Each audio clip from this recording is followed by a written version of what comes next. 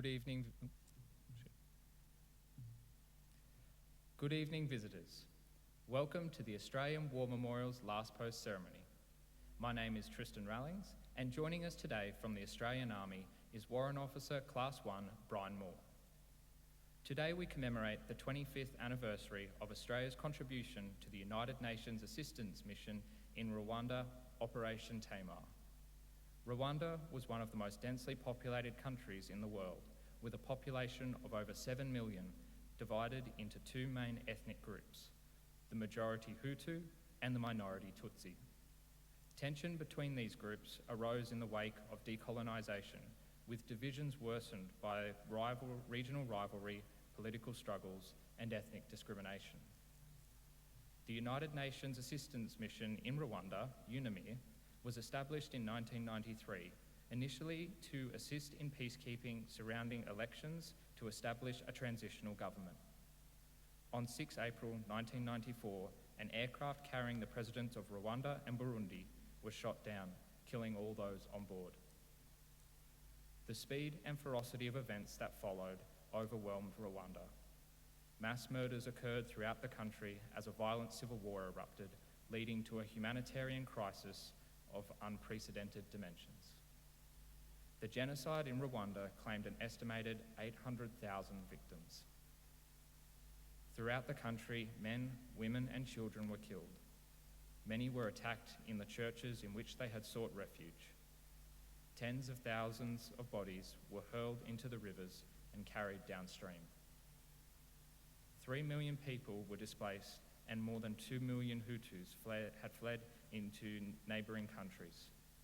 Among those who had fled Rwanda, an outbreak of cholera claimed some 50,000 lives. In response to a UN call to contribute personnel to a reinforced peacekeeping deployment, Australia sent 2 contingents of medical and support units to Rwanda beginning in August 1994. Australia's contribution, named Operation Tamar, consisted of approximately 700 Australian Defence Force personnel who provided medical support and security for medics. All 3 ADF services were represented, with 14 Royal Australian Navy, 629 Australian Army, and 44 Royal Australian Air Force. Australian peacekeepers provided medical help to civilians until August 1995. They were confronted with scenes of violence and brutality, the like of which few had experienced. The legacy of service in Rwanda continues to affect many veterans of Operation Tamar to this day. Today we honour the service of those who took part in Operation Tamar. We pay our respects to the men and women commemorated here on the Roll of Honour and to the survivors who returned home. We warmly welcome the veterans who have served, those that are still serving, and the families that love and support them. We acknowledge the members of RSL Services Clubs Association, RSL Victoria, and RSL Queensland who are watching the broadcast of the ceremony across Australia.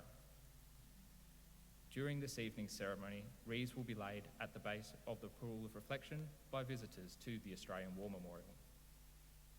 If you are able, please stand and join in singing the National Anthem.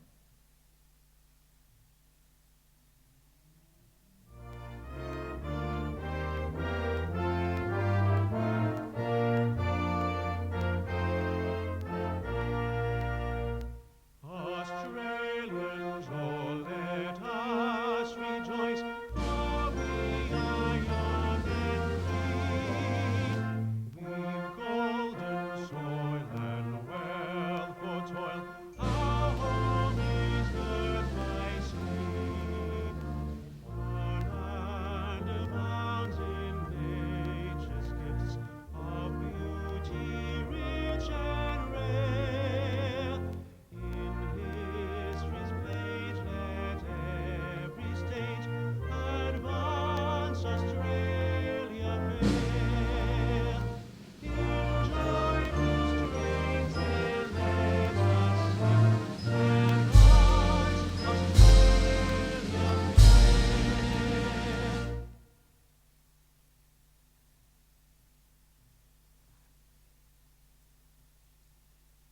Ladies and gentlemen, boys and girls, if you are able, please be seated. The Australian War Memorial was the vision of Charles Bean, Australia's First World War official historian. Bean landed with the Australian troops on Gallipoli and stayed with them at the front through to the end of the war. The idea of this national memorial and museum came to him at Pozières, France, in the depths of the bloody fighting of 1916. Bean's idea was that this would be a place where families and friends could mourn loved ones buried in faraway places. It would also be a place that could help all Australians understand what these men and women had endured and what they had done for us. Bean's vision, to which we remain true, is best expressed as inscribed in the entrance to the memorial's galleries.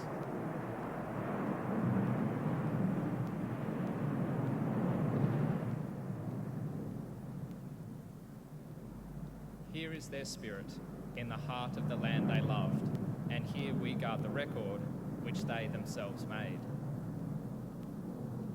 Tonight, we will read the story behind just one of those on the Roll of Honour, which lists the names of more than 102,000 men and women who have given their lives for us in war and on operations for more than a century. But first, we present a lament, Flowers of the Forest. Wreaths or floral tributes will now be laid at the base of the pool of reflection.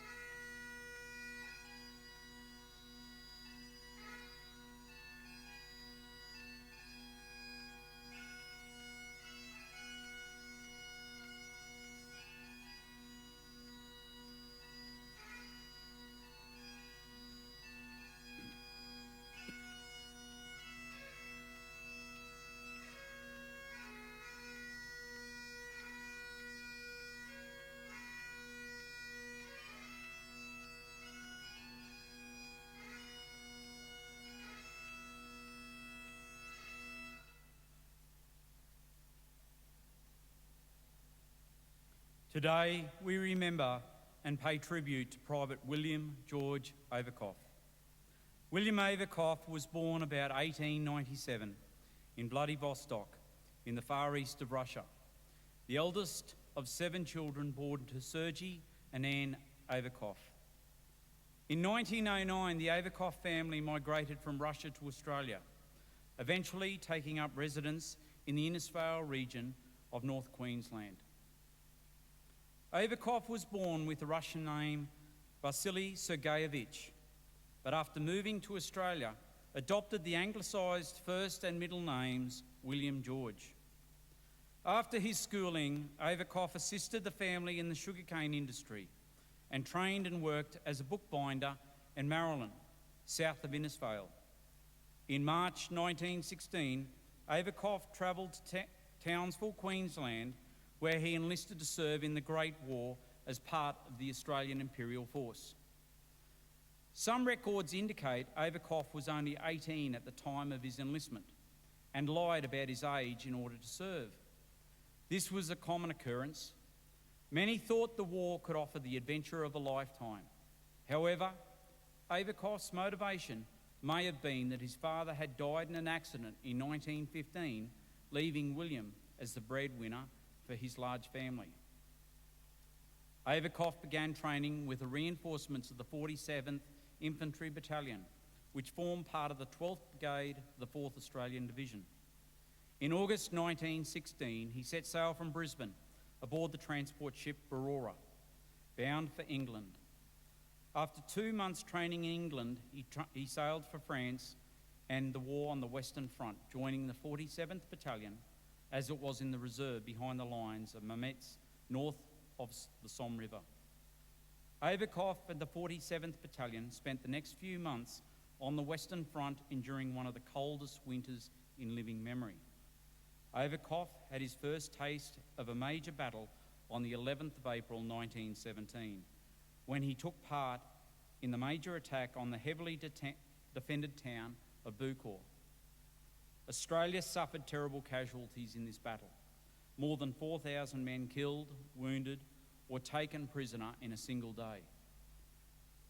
By June 1917, Averkoff and the 47th Battalion had moved from the trenches from the Somme to Belgium, where he took part in attacks on German lines near Ypres. On the 7th of June, the battalion took part in the major British and Australian attack to capture the German-held high ground near Messines, to the south of Ypres salient. The Australian and British advance was preceded by a week-long artillery bombardment of the German lines, followed by the detonation of 1 million pounds of explosives dug into mines underneath the Germans. The explosion devastated the German lines, and advancing Australian and British forces were able to take their objectives with relative ease. Averkoff and the 47th Battalion did not take part in the initial early morning attack, but were deployed later in the day to press the advantage east of the German lines. When it joined the attack, the 47th Battalion faced heavy German rifle and machine gun fire, a powerful German counterattack at 5 p.m, and friendly fire from misdirected Allied artillery. Averkoff was killed in action in this battle, likely during the advance on the German lines or during the German counterattack. He was one of 6,800 Australian casualties suffered in this single battle. Today, his remains lie buried in the Messines Ridge British Cemetery, which commemorates more than 1,500 Commonwealth soldiers of the First World War. Private William George Averkoff's name is listed on the Roll of Honour on my right, amongst almost 62,000 Australians who died while serving in the First World War. His photograph is displayed today beside the pool of reflection. This is but one in many stories of service and sacrifice told here at the Australian War Memorial. We now remember Private William George Averkoff, who gave his life for us, for our freedoms, and in the hope of a better world.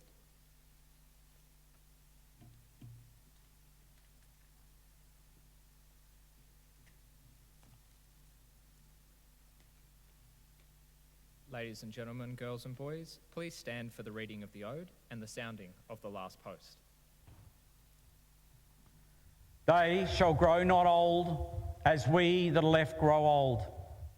Age shall not weary them, nor the years condemn. At the going down of the sun, and in the morning, we will remember them.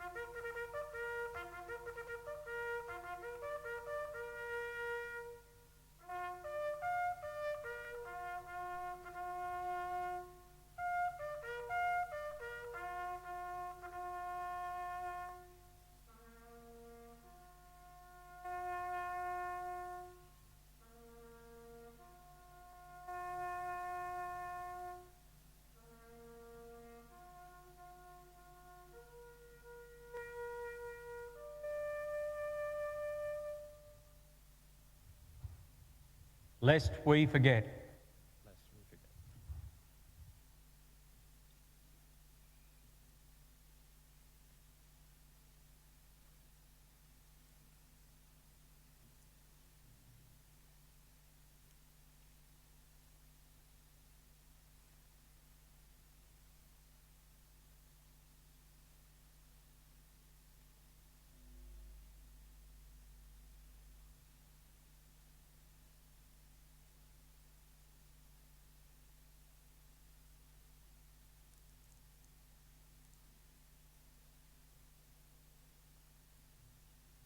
We leave you this evening with the words of the memorial's founder, Charles Bean.